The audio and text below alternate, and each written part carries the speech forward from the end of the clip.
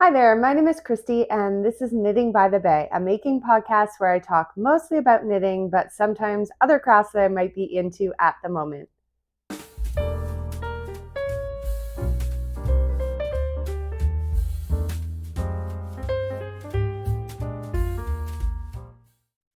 Today's episode is going to be a regular podcast episode where I'm going to share with you my finished object. I've got one of those, and also talk to you about some of my works in progress and some future casts on.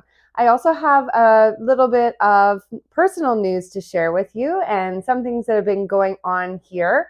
We recently just had a pretty major ice storm that caused a lot of havoc here in our little town. So yeah, I'm going to save that update for the end of the episode in case you're interested in hearing about that. I also wanted to share with you some books that I've been reading as well as some TV shows that I've been watching. So if that sounds like something you're interested in, then grab your knitting and let's get started. All right, so I just wanted to start off talking about what I'm wearing. This is the Friend to Friend. It's a pattern by Leslie Friend, and it's a bulky weight shrug that is knit from the bottom up.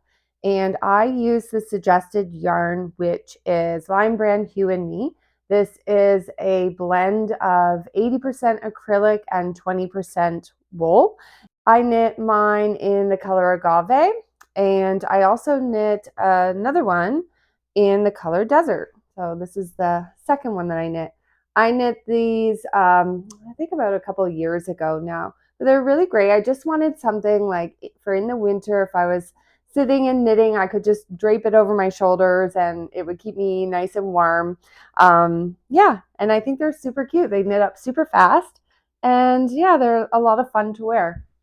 I really like this yarn too. I think it's like really gives it a nice good structure for this shrug, and I think it's comfortable to wear. It's pretty soft considering it's 80% acrylic, and yeah, I really like this color too. This is one of my favorite colors, so yeah, I love it.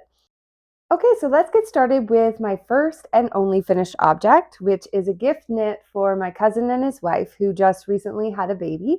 And when I found out that she was expecting, I was super excited to start looking for baby knit, something really cute to make for the baby to wear. And I ended up picking the Lille Dahlia, which is a pattern by Lene, also known as Lene, Holme, Samsoe. And I probably said that wrong, and I'm sorry. I tried my best.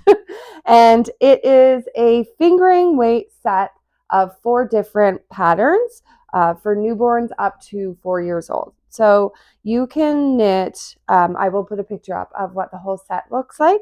So there's a pullover, a top, a cardigan, a dress, and a onesie. And at first I was thinking to make the onesie, but then I thought it was super cute. But then I ended up going and buying a cute little outfit for the baby as well from Winners. And so I thought a cardigan would be a little bit better to go with that outfit. And I decided to knit the cardigan using Drops Baby Merino. And this is the color 22, which is a soft, like heathered light gray. And I wanted something that was sort of gender neutral to go with the outfit because the outfit is also like gray and black. I'll show that to you in a second. But I thought that this would be a nice color to go with that. And I love this yarn a lot. I've never used this before, but I think I would like to knit something for myself using this yarn too. It's very soft and yeah, it was a lot of fun to knit with. So like I said, I decided to knit the cardigan. So I'll show you what it looks like. I put it together with the little outfit so you can see the whole, what it's going to look like. But this is it. So I got this little outfit that has cute zebras on it. And I thought that the little cardigan with the wooden buttons went really nicely with that. And it also comes with this little hat too. So yeah, that is the cardigan. It's got this beautiful lace leaf motif that goes around the yoke. It's knit top down, starting with the collar, and then you do the yoke. Then you separate the sleeves and join the fronts to the back and just knit to the bottom. And then the button bands are picked up and knitted after in, I think it's a 1x1 ribbing. And I already own these little wooden buttons. So I thought that those would go really nice with the cardigan. So I'll show you when it's not on the outfit. It's so cute. I love it. So this knit up really quickly. I started this on a Friday, and then I finished it the following Sunday. So it took just about, maybe it was like a week and a half that it took from start to finish, like blocking it, putting the buttons on and everything. So yeah, super cute. So I'm gonna wrap that up and probably put that in the mail to them soon. And okay, so let's get into, I have to pick this up, my first works in progress. I haven't gotten too much done because I sort of put everything aside to work on the baby cardigan, but I have got a lot of progress done on my Amy slipover. So this is a pattern by Sandnes Garn, and this is only available in their book, which is this book here, which is number 2202. And so yeah, you have to buy this book in order to get the pattern. It's not available on Ravelry, although there are a lot of projects on Ravelry, so you can see a lot of examples of what it looks like. But this is a fingering plus mohair, really fun slip over with these wide sleeve bands or arm bands, and that end up going in and tying into big bows. And I'll put a picture of what it looks like up here. And I decided I really liked the colors in the sample, like just dark gray or black colors. And I decided to use Sandnes Garn Tynn Pure Gynt in the color, I will show you here. Them both here.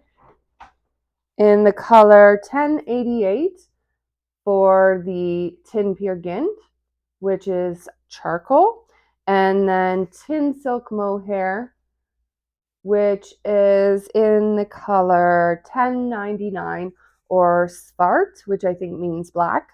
It's just black. And I held those two together. And this pattern only comes in one size. And yeah, it's knit by, you start knitting the back, you knit the whole back, and then you pick up stitches at the shoulder to knit the front, although I think that's probably the front, yeah.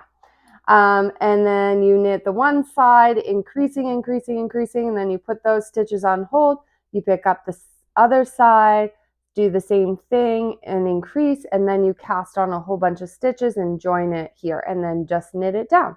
It has a little bit of shaping here at the waist to make it come, well, you shape here to make the armband, and then I think you increase a little bit to make it come out a little bit at the waist, and then there's this huge chunky 2x2 ribbing at the waist there.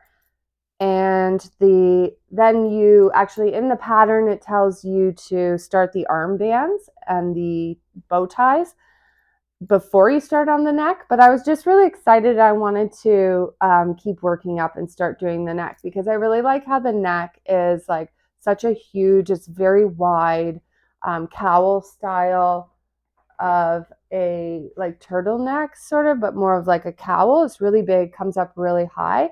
And I really like that look. So I've got about half of it done right now, and it's supposed to be another that same. So it's a very tall neck on it. I see a lot of people have turned the pattern into more of a crew neck. Some people have done like a folded over neck, or they've, I think, picked up less stitches to have more of a tighter neck. But I really like this being more of a loose cowl style on it. And I have to say that big, chunky 2x2 ribbing is my absolute favorite type of ribbing. I prefer that to 1x1 ribbing. I think I want to do that type of ribbing on all of my sweaters. I really like the way it looks. One thing about it is I feel like it is a little bit short, and I'm not sure if that's just, I mean, it's a one size sort of slipover, and I'm a bit taller. I'm 5'8", so I probably should have knit it a little bit longer, which is what I normally do for my sweaters, but I knit this exactly to pattern. I liked the way it looked a little bit cropped. I'm not sure if it's a little too short though. So I might have to aggressively block it and just stretch it out a little bit. The width of it is fine because this is the width of it without the armbands, and the armbands are quite thick. So I'd say maybe 2 inches wide on the armbands. So it does come out, like on a lot of people's samples or projects, it comes out pretty far with the armbands on it. So I think that's fine, but then I will just like try and stretch it a little bit longer. So I'm having fun with it. It's very easy pattern to understand. One thing that I did was they suggest that you do a what's it called, Italian bind off on the hem. And so you're doing a 2x2 rib, and then they suggest that you rearrange your stitches to a 1x1 rib and then do the Italian bind off. And I didn't want to. I just couldn't be bothered to do that. And so I ended up just binding off just in pattern, in the rib pattern, and I think it looks totally fine. I think it looks great, actually. I like it. And another reason why I did it like that was because for your armbands and the big long ties that tie into bows, you're supposed to do an Italian bind off on all of those stitches all the way around. And I really did not want to do that. I know I said in my last podcast that it wasn't a big deal and I would be fine doing that. Right now, I don't feel like doing that. And I think that this looks just fine the way it is, just bound off in pattern. So yeah, that's what I'm going to do for the armbands. I don't care. I think it's going to look just fine. And I think, yeah, that's all I have to say about it. It's been a lot of fun to knit so far. And yeah, I can't wait to have this one done. I like the way it looks in the pattern sample worn over it's a oversized like white collared button down type shirt, which I have. And then I think I'll wear it with some either like my gray jeans or some black leggings and boots. And I think that'll look really good. So hopefully I'm going to have that one finished soon so I can wear it before, like, we're still having snow. Today it's snowing right now, so I'm going to have time to wear it, I'm sure.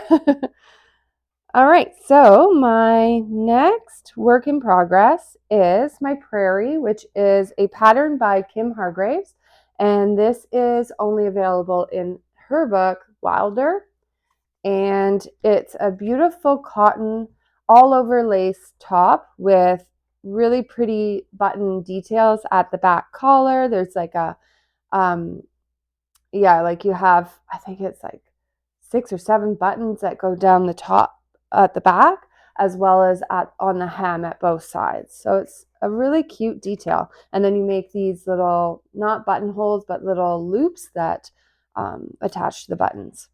So I'm having a lot of fun with this one. I did put it aside while I worked on the cardigan for the baby, but I did all I wanted to do was get the hem done and the scallops done on the hem and just start there's like a bit of a lace border at the bottom of the top before you begin the lace pattern chart.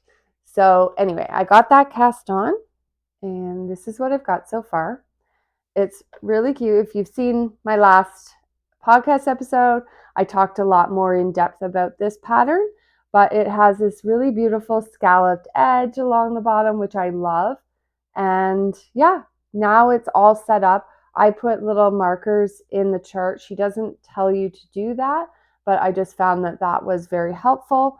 I also made a lot of notes because you're doing like, I think between here and here is the chart.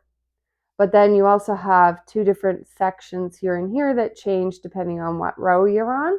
And those are just written out. And it's kind of not confusing, but it's just not written out clearly for me. So I wrote it out myself in the order that you're going to be doing it when you're going to be knitting it. if that makes sense. I don't know. Anyways, yeah, so that's how I kept it organized in my brain to do that. So it's all set up now and ready to begin on the chart.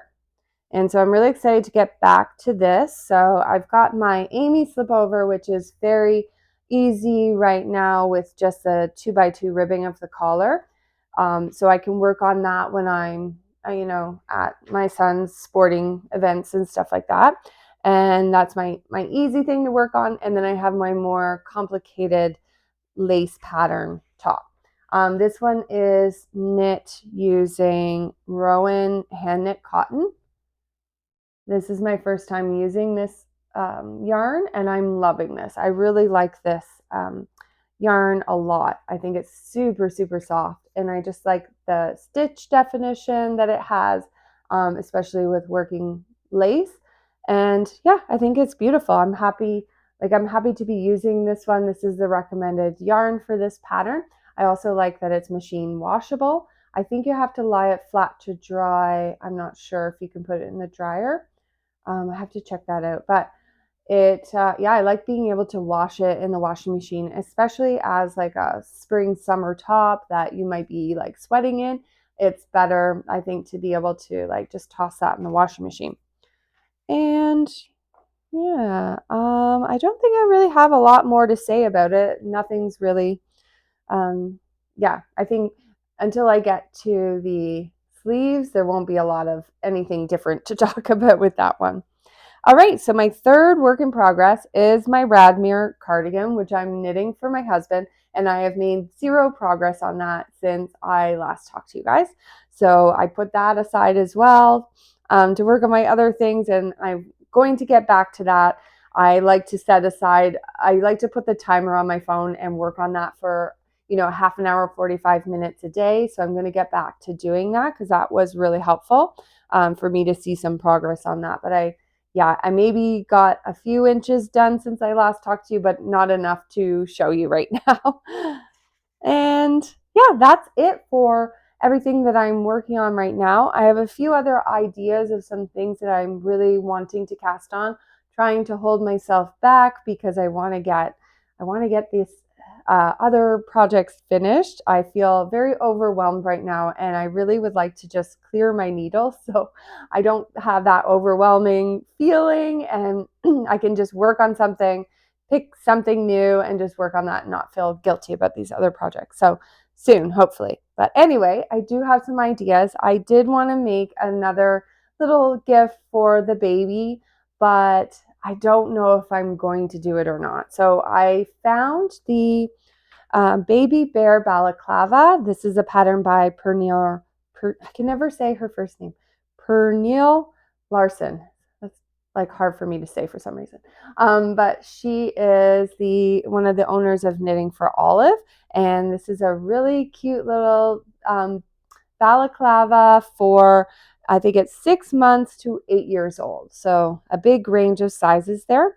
And it is a fingering and mohair held together. And this is a really cute balaclava. And what I like about this one is it has like a band that goes around the face. So it's a little bit more snug around the face. A lot of balaclavas sort of just go over like a hood sort of, but this one really goes snugly against the face. So, babies or kids, they're not like able to easily pull it off and lose it. And I like that. And then I also like that because it's knit with merino and mohair held together, she's made it so that the face band is only knit with the merino. So there's no mohair in that to like prickle or irritate a baby's face, or sometimes it's tickly around the face. So that is just knit in the merino, which I think is a great idea. And yeah, that comes with 2 different options for the neck. You can either do just a shorter ribbed neckband, or you can do an extra long, neck warmer. And I kind of like that look with the neck warmer. I think that's really cute too, so that, when you put the baby's coat over top, they're completely warm there. I like that. So I was thinking about doing that. I do have about a ball and a half left of this one. I'm not sure if that's enough. I didn't look at how much yardage you need, but I could pick up some more because they had more at my local store. But yeah, I was thinking to use this Drops Baby Merino, and I had a little bit, well, almost a full ball actually, of this Knitting for Olive Mohair. And I think that this is the color Cloud, but I can't remember because I've lost the ball band. But I think those held together would be really cute. It kind of has a bit of a pinky hue to it, but you probably wouldn't notice that. I think it would just soften the gray a little bit. And yeah, I think it would be really cute. So I'm thinking about that. The only thing is the cardigan that I knit and the outfit that I bought are both 3 to 6 months old size. And then I'm thinking if I knit this balaclava now, the baby won't have much time to wear it before the summer. So I think I would have to do a size 6 month, and actually the pattern doesn't start until 6 months anyway. So if I did it in the 6 month size in the balaclava, and then I have a 3 to 6 month sweater and outfit, it kind of doesn't go together, and they might be like, this hat is way too big, like this doesn't. And I don't really talk to my cousin that often, so to be able to say, oh, that's for later. So I don't know, maybe I should just wait and maybe knit this like for the winter and give it to them then. I don't know, but I think it's super cute, and I have the yarn, so I'm kind of like, my fingers are itching to like cast that on, even though I shouldn't. I know, because I've got a lot. Yeah, so that's my one thing that I'm wanting to make. Another one that I want to make is called the Dartmoor Sweater V-neck. This is a pattern by Caidree, and it's a bulky, oversized V-neck sweater with a drop shoulder. It's knit on US 9 or 5.5 millimeter needles, and it's got this really beautiful, very neat and crisp looking shoulder detail. So I'll put a picture of what that looks like. I really like that detail on the back there. And I wanted to use my Drops Air yarn, Drops Air yarn that I purchased a while ago to make the Soho blouse, which is another pattern by Caidree. And I knit a lot of that, and then I decided I wasn't really into it. I wasn't into the look of it or the knitting experience of that one for some reason. So I frocked it. And so now I've got a lot of this. I think I purchased maybe 9 balls of it, I think. And so I've got a lot of this one, and I think that that will look really great in this Drops Air. It's yeah, I like the oversized look of it. I like the drop shoulder. I like the V-neck, and the V-neck is quite a deep V-neck, which I like. I don't like a little shallow V-neck. Does not look good on me. I need something that's like a bigger V-neck. So yeah, I've been looking more into bulky patterns. I don't know if you're interested in this or not, but I'm interested in the Kibby body type system, and I've come to the realization, I guess, that I am a flamboyant natural, which means that I am tall and I have broad shoulders, and what was I going to say? Because of that, it is more recommended to wear things that are more loose fitting, and your knits, you look better in bulky weight yarns and stuff instead of like a fingering weight, more form fitted sweater.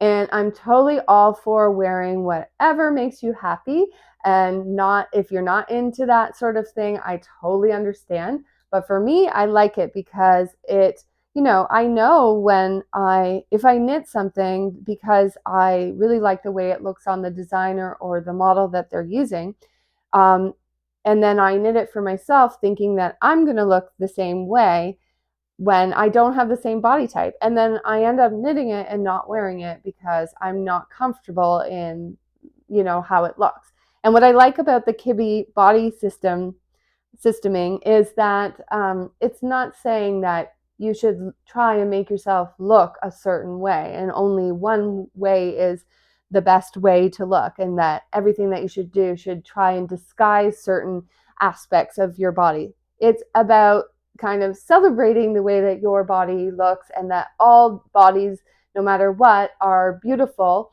And, you can wear certain things that might make you feel more comfortable. So for flamboyant naturals with our broader shoulders, it's talking about wearing things that don't constrict you, like wearing things that allow your shoulders to breathe. I know that sounds weird, but just allow you to not be constricted into things with tight collars, or even like crew neck shirts don't look as good on me as like a V-neck shirt, because a V-neck will just give more space for your shoulders, if that makes sense.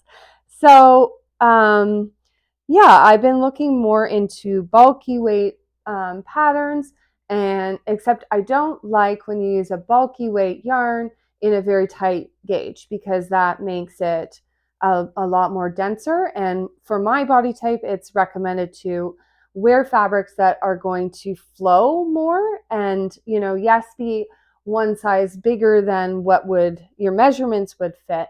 But not having something that is necessarily too bulky. Excuse me. So like, for instance, if you were to wear a crisp white dress shirt that is made out of a stiff cotton, and you wear it and it's oversized, if I were to wear that, I just look like a giant tent. But if you had the same style of shirt, but made with a silk or a viscose or a fabric that drapes, and then you do one size up, but it drapes around your curves and everything. So that's the same thing. I'm trying to look into yarns that sort of have more of a drape, but are a bulkier yarn. So I guess knit on a larger needle so that it is a looser gauge would be really good. And I think that the Dartmoor sweater has that sort of like made out of the drops air, knit on a US 9 or 5.5 millimeter needle, would give it a real nice flowy drape to the sweater. So it's not a stiff, bulky, oversized sweater, but one that sort of flows and drapes nicely, if that makes sense. So yeah, that is what I'm interested in making.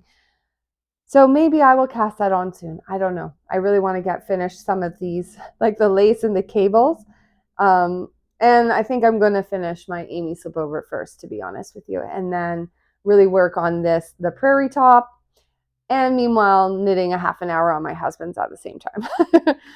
All right, so now I wanted to talk about some of the things that are going on in my life. So if you're here only for the knitting, thank you so much for joining me, and I will see you next time, probably in the next couple of weeks, with another probably pattern roundup. I'm thinking maybe to talk about some of the summer knits that I'm interested in making. So yeah, I'll have that probably in the next couple of weeks.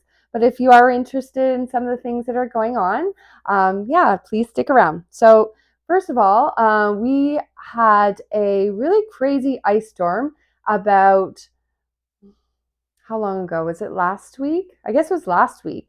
And yeah, it was weird because we had some really nice weather. The temperature got up to like 20 degrees Celsius one day, and it felt like spring was here and everything. And then we ended up having this ice storm, which I've never actually experienced an ice storm like this. The last time we had one, when we lived in our condo, it didn't affect us because we didn't have lots of trees around or any of that. But now our house is very, we are surrounded by a lot of very old trees, like super, super tall, very old trees. And actually last summer, we ended up taking down 2 of the trees because one of them was completely dead. Another one was dying, and it was very close to our house. And every time we had any kind of weather, we also get a lot of tornado warnings where we are. And so, I was just very worried about the branches coming down on the house or the tree coming down. So we ended up taking that one down too. And it was a really good thing that we did, because with this ice storm, we probably would have lost a lot of branches on the house with that tree. So I'm very thankful for that. But yeah, it's crazy how what happens when you have one of these ice storms. So we were just sitting there watching TV and everything was fun. We had some freezing rain outside, and it was okay, but our power kept, flickering a little bit. And so I called my mother-in-law because I think I saw something on Facebook about the power going out in our town, and she lives about 5 minutes from us. So I called her and I said, like, is your power still on? And she had been like having a nap, so she didn't know. And she went and checked and her power was off. And so ours was fine. We were just watching TV. And then I went to read with my son before bed in his bedroom. And his bedroom is on the one side of the house where it's very surrounded in trees. And so we were just lying in bed reading a book. And all of a sudden I just hear this really like creepy like noise, and like very, very loud. And then all of a sudden like boom, and like more like noises of like things crashing. So we just jumped out of bed and ran downstairs. And then my husband went out and like looked out in the backyard, and a very massive limb fell off one of the trees like right beside my son's bedroom. Luckily it did not hit the house, but it fell like down on the steps coming out of our side room or whatever.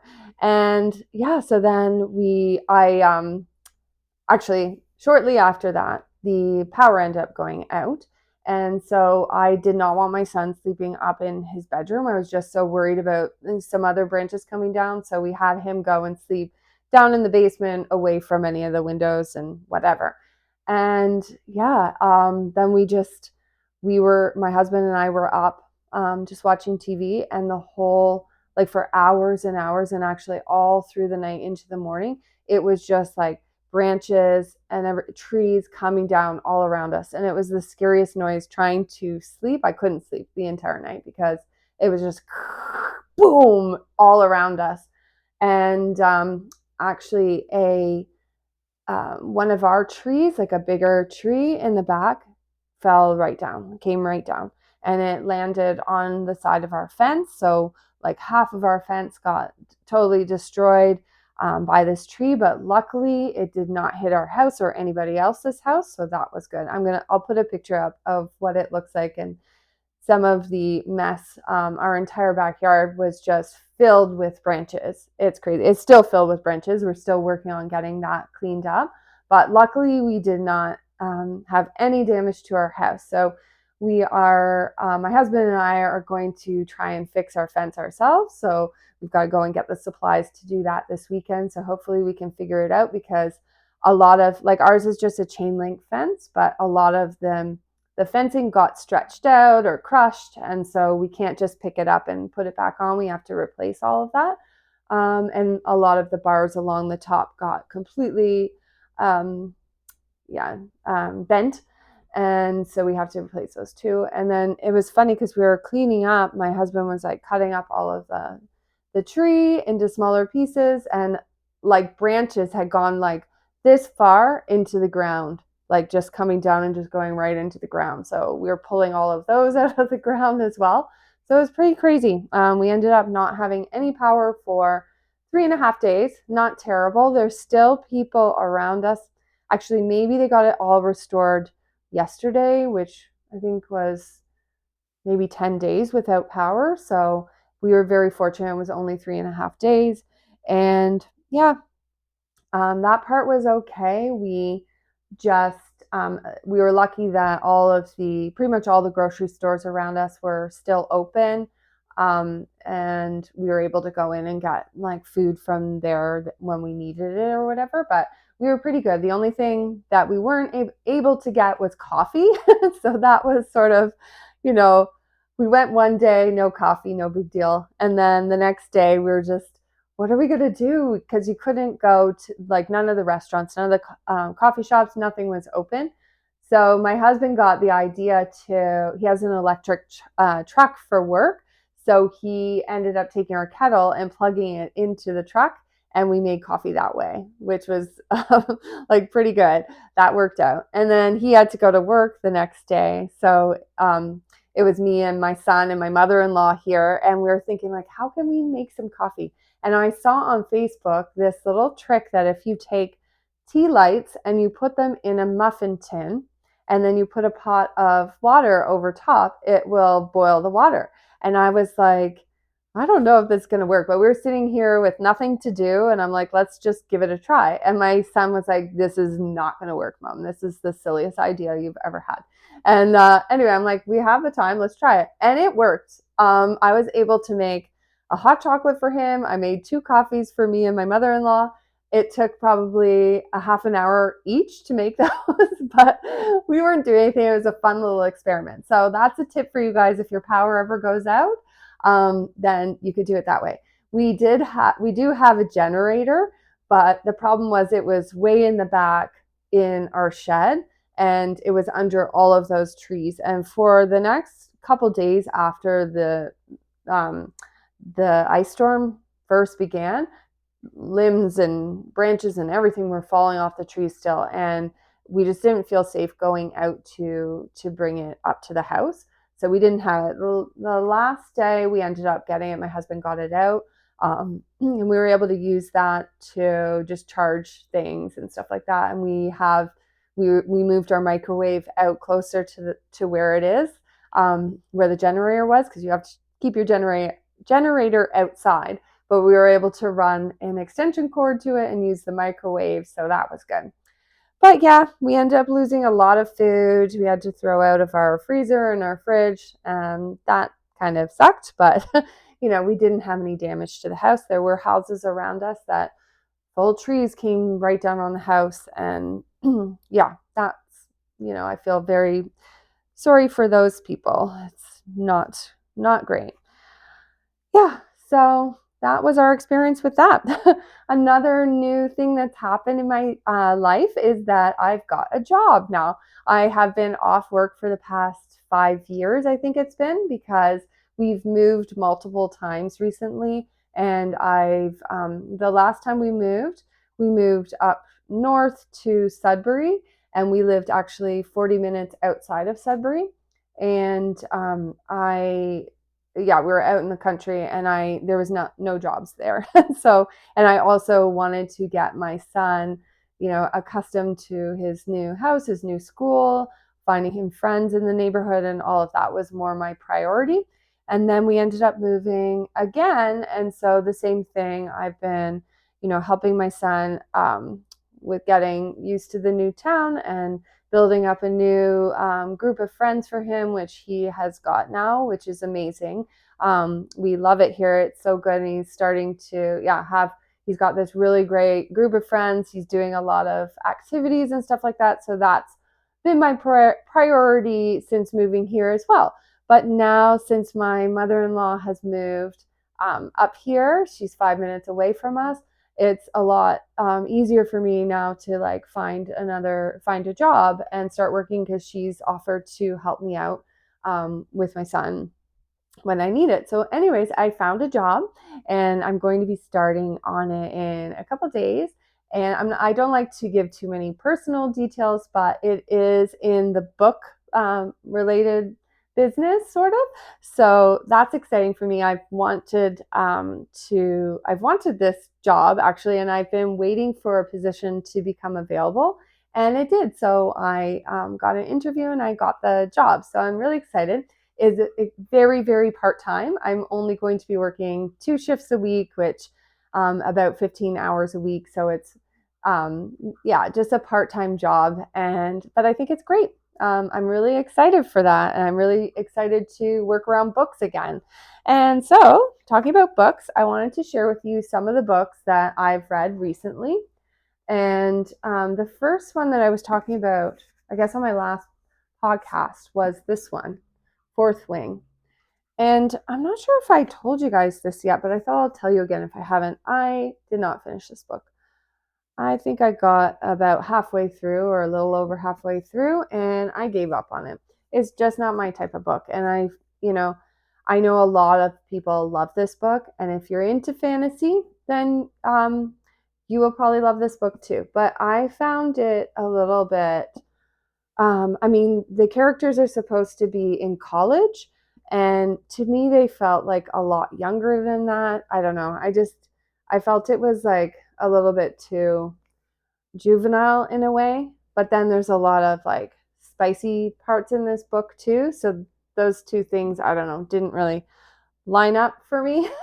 And I don't necessarily love spicy books or romance books, so I probably shouldn't have read this book because it's basically a romantasy, like a romantic fantasy. Hi, Charlie. Yeah, so it wasn't for me, but you might love it. I don't know. I'm sure I know a lot of people love this book. So I quit that one because I feel like life is way too short to read something you're not interested in. Then I purchased this book, which is also, I guess, a fantasy because it's about witchcraft. I like books that are about witchcraft and stuff like that. I like, it's definitely not a scary book at all. I didn't find it scary at all. But I like things that are a little spooky or creepy. So anyway, I picked this one up, Witchcraft for Wayward Girls, and it's by Grady Hendrix. And yeah, it's about a home for girls who, I think it's in the 70s. And yeah, in the 70s it takes place. And it's about like a home for girls that get pregnant and they get sent away to have their baby in secret and come back and pretend it never happened. So, and then they end up meeting a coven of witches and things happen. So yeah, I like this book. I didn't love this book, but I did like it. I finished it, and yeah, I thought it was good. I thought the ending was really good, and it's a lot about how women didn't have the choices that they have now back then, and yeah, I don't know. I thought it was good. So I don't know if you're into books like that, then I do recommend this one. Another one that I have read a long time ago, but just recently found a copy of it in our used bookstore. And I absolutely love this book. And when I saw it there, I grabbed it because it's not a very popular book, or I wouldn't say there's a ton of people who have read it, but the people that have read it love this book. Like, it's sort of like a book that I think will become like a cult classic or something in the future. And it is, I will let you know, it's also a fantasy. So I guess I do like some kinds of fantasies. I just don't like fantasies about dragons and teenagers or whatever. But anyway, this one is very what do I want to say? It's very creepy, very, very creepy. And it's not for the faint of heart, to be honest. But for some reason, this book just really, really stuck with me. It's one of my favorite books that I've read in a very long time. And this is called The Library at Mount Char. And it's a book by Scott Hawkins. And yeah, it's bloody and gruesome, just so you know. But it really, really, really, it keeps your interest. It's a very fast-paced read. I'm not going to go into what it's about because I don't even know if I could explain it properly to you. And also, I went into reading this book not knowing anything about it, and I loved it. So yeah, it's The Library at Mount Char. This author, Scott Hawkins, before he wrote this book, he wrote IT manuals, like things about computers, I think. And then he wrote this book, and then he's written nothing since. And I know, like, a lot of people, I use Goodreads to keep track of my books and everything. A lot of people that have reviewed this book and commented on it are like, please come back with another book, because this was just such an original story. Like, I've never read anything like it. It was written in 2015. I think that's 2015. Yeah. So that was 10 years ago. And yeah, I hope he writes something else because it was just such a different kind of book. So if you're interested in creepy things like this, then you might really like this book. I suggest checking it out. All right, and then I wanted to talk about some TV shows that I've been watching recently. So the one of them is another creepy show, which is Yellow Jackets. I watched the first season when it first came out, and that was a while ago. I can't remember. It was at least, 2 or 3 years ago, 3 years or more. Anyway, so I'm rewatching the first season now, and yeah, I really really like this show. Um, it's pretty creepy, and yeah, I find it interesting, the storyline. So it's about a team of teenage soccer players that are going to compete in like nationals or something like that. And they end up in a plane crash, and their plane lands like out in the middle of nowhere. And it's just about how they survived after this plane crash. And it goes back and forth to the present and the past, and just people trying to find out people trying to find out what actually happened to them when they were stranded in the wilderness, because they've got some ideas of some things that happen for them to like survive or whatever, and they're trying to keep that secret and not talk about it. And then you go back in the past and you see some things that are happening, the storyline develops and all of that. So it's very creepy, and yeah, I like it. So anyway, I'm almost finishing the first season, and now there's the second season is out, so I'm excited to start that soon. And I am also watching White Lotus, which that's one of my favorite shows. So this is the third season now. I really like season 1 and 2, and now I'm on the third season. And yeah, if you it's a weird show as well, but I find it really interesting. So yeah, I recommend that if you're into weird shows as well, like me, then you might like that too.